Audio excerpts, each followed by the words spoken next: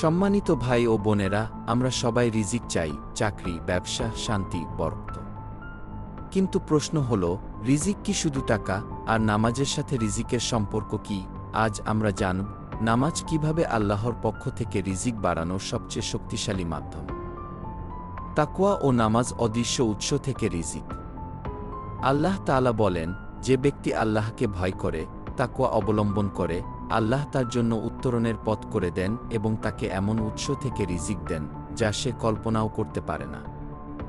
সূরা তালাক 65:3। নামাজ তাকওয়ার মূল ভিত্তি। যে ব্যক্তি 5 ওয়াক্ত নামাজ আদায় করে, সে হারাম থেকে বাঁচে, মিথ্যা ও জুলুম থেকে দূরে থাকে, আল্লাহর উপর ভরসা শেখে, আর তাকওয়া রিজিকের দরজা খোলা। বাস্তব উদাহরণ: 1. চাকরি হারানোর পর নতুন রিজিক। একজন ভাই চাকরি হারালেন। মানুষের কাছে দৌড়ানোর বদলে তিনি তাহাজ্জুদ শুরু করলেন, 5 ওয়াক্ত নামাজ জামাতে পড়লেন, 3 মাসের মধ্যেই আগের চেয়ে ভালো বেতনের চাকরি। কারণ আল্লাহ বলেন, তোমরা সাহায্য চাও ধৈর্য ও নামাজের মাধ্যমে। সূরা বাকারা 2:45। দ্বিতীয় মূলনীতি: নামাজ হৃদয়কে ধনী করে। রাসূল সাল্লাল্লাহু আলাইহি ওয়াসাল্লাম বলেছেন, হে আদম সন্তান, তুমি যদি আমার ইবাদতে নিজেকে ব্যস্ত রাখো, আমি তোমার হৃদয়কে ধনসম্পদে পূর্ণ করে দেব এবং তোমার দারিদ্র্য দূর করে দেব। তিরমিজি 2466, ইবনে মাজাহ হাসান হাদিস। এখানে ধন মানে শুধু টাকা না, মানসিক শান্তি, অল্পে তৃপ্তি, সিদ্ধান্তে বরকত। অনেক টাকা আছে কিন্তু শান্তি নেই, এটা দারিদ্র্য। আর নামাজ সেটা দূর করে। বাস্তব উদাহরণ: 2. অল্প আয়ে সংসারে বরকত। একজন রিকশাচালক নিয়মিত ফজর ও এশার নামাজ পড়েন, মিথ্যা বলেন না, তার আয় কম, কিন্তু সংসারে ঝগড়া নেই, ঋণ নেই, সন্তান সুস্থ। এটাকেই বলে বরকতের রিজিক। তৃতীয় মূলনীতি: ফজরের নামাজ ও রিজিক।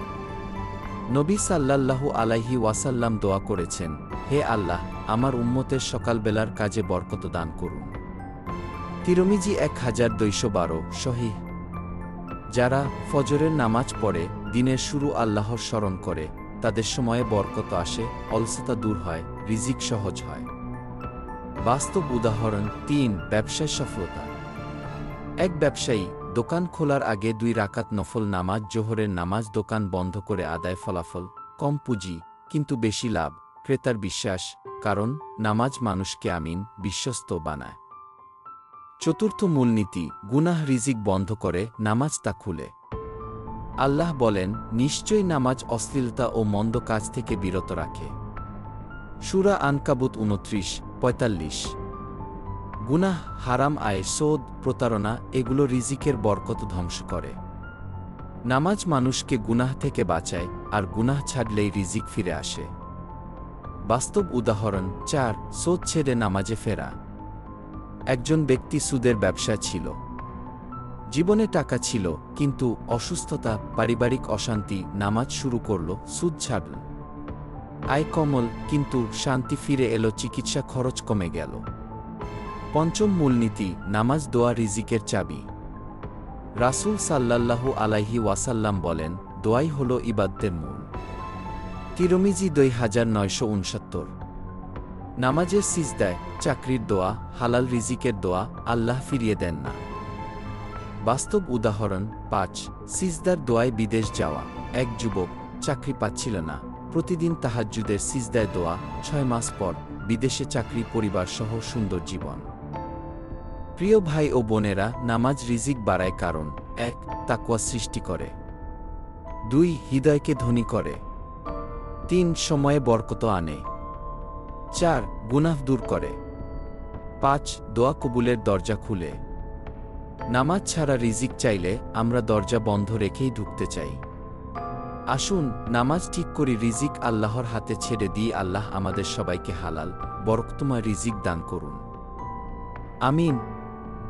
ভাই ও বোনেরা, আমরা রিজিকের জন্য কত দরজায় কড়া নাড়ি, মানুষের দরজায়, অফিসের দরজায়, দুনিয়ার দরজায়।